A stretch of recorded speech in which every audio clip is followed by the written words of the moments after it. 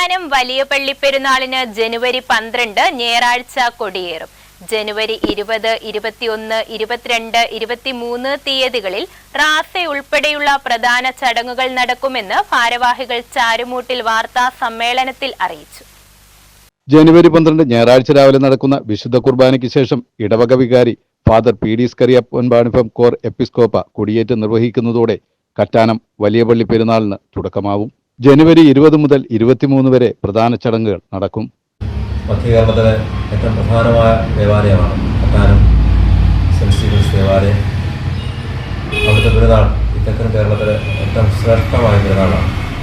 നാനാജാതി മതസ്ഥരായ എല്ലാ സഹോദരങ്ങളും ഐക്യത്തോടെ അനുഗ്രഹത്തോടെ ചേർന്ന് നിൽപ്പാത്തക്കോണം മതത്തിനപ്പുറമായി മതാതീതമായിട്ട് ആ സന്തോഷത്തിൽ പങ്കുചേരുവാൻ തക്കോണം വിദേശവാസികളായ എല്ലാവരെയും ചേർന്ന് പരിശുദ്ധ അനുഗ്രഹമായ കറ്റാനം വലിയ പള്ളി ദേവാലയത്തിലേക്ക് ക്ഷണിക്കുന്നു.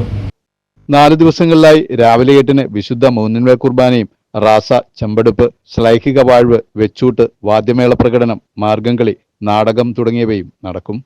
പെരുന്നാളിനുള്ള ഒരുക്കങ്ങൾ പൂർത്തിയായതായി ഇടവക സഹവികാരി father Roy Thankachan, convener advocate Koshy Valledath എന്നിവർ വാർത്താസമ്മേളനത്തിൽ പറഞ്ഞു. News bureau, Charummood.